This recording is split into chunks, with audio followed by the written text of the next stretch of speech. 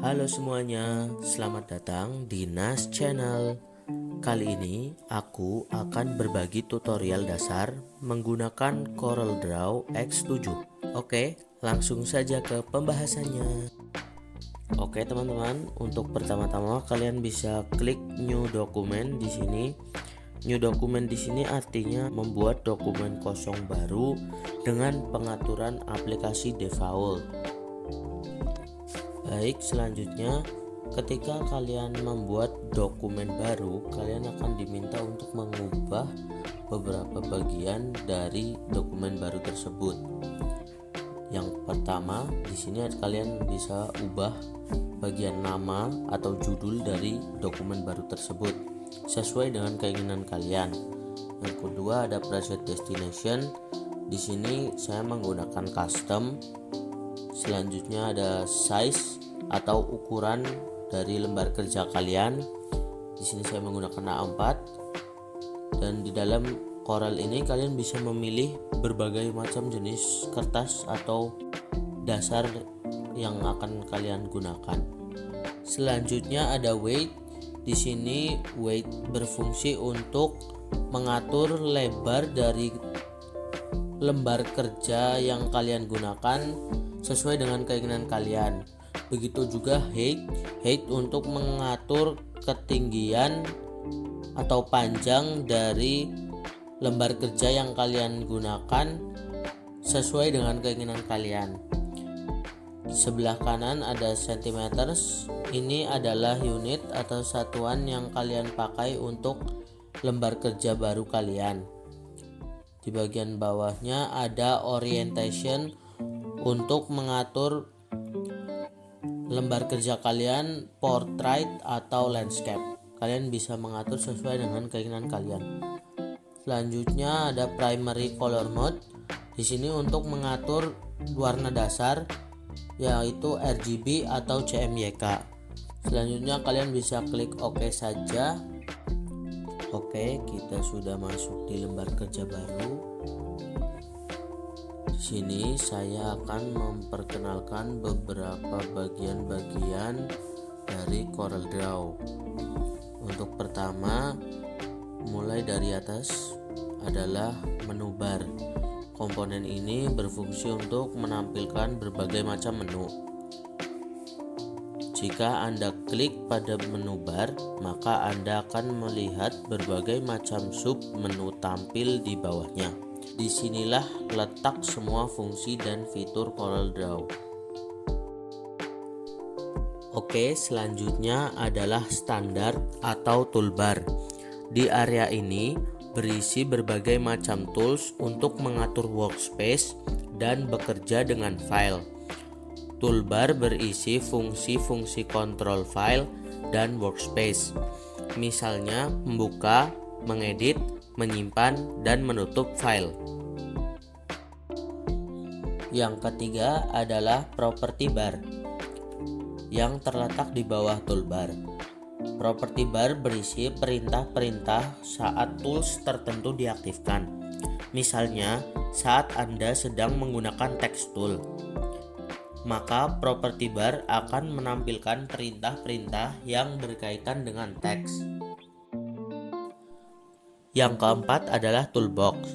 Komponen ini memuat berbagai macam tools CorelDRAW untuk menggambar dan mengedit. Yang kelima adalah Docker. Fungsi Docker adalah untuk menampilkan perintah-perintah yang berhubungan dengan tools dan controls. Yang selanjutnya adalah Color Palette. Komponen ini menampilkan daftar warna lengkap dengan level bertingkat agar Anda lebih mudah dalam mengakses warna. Yang ketujuh adalah Drawing Page. Komponen ini adalah area utama dalam pekerjaan Anda. Sebagai bagian dari drawing window, drawing page adalah area yang akan dicetak alias printable. Di dalam area inilah kalian bisa menuangkan kreativitas kalian. Selanjutnya adalah drawing window. Area ini terletak di luar halaman gambar dan dibatasi oleh scroll bar. Semua area di dalam drawing window bisa Anda gunakan untuk menggambar. Misalnya, untuk menggambar objek baru atau mencoba efek sebelum menerapkannya ke gambar utama. Selanjutnya, kita akan mengenal lebih jauh bagian komponen toolbox. Yang pertama ada pick tool.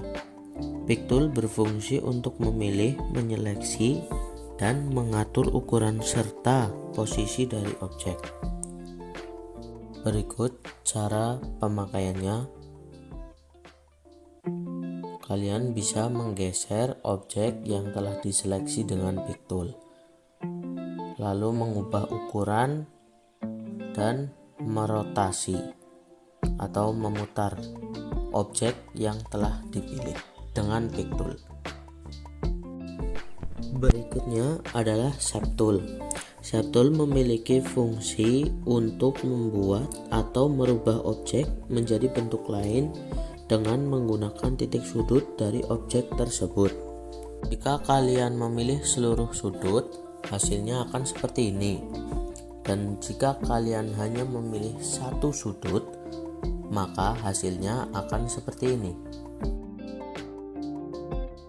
Berikutnya adalah crop tool. Crop tool memiliki fungsi untuk memotong dan menghilangkan bagian objek yang tidak dipilih.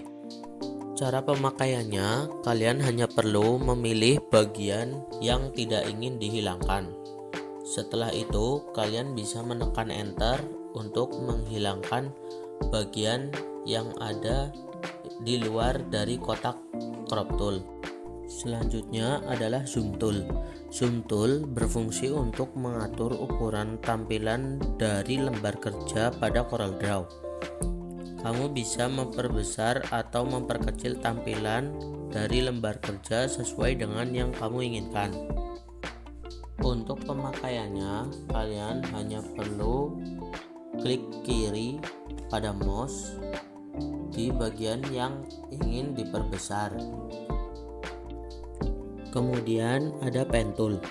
Pen tool untuk menggambar garis kurva secara langsung dan bisa diubah menjadi sebuah objek.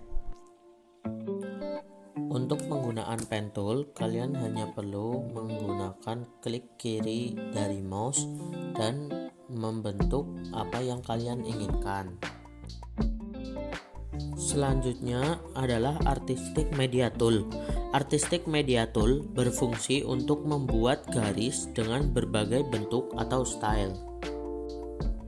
Untuk penggunaan Artistic Media Tool adalah dengan mengklik kiri dan tahan mouse sambil menggesernya dan membentuk apa yang kalian inginkan.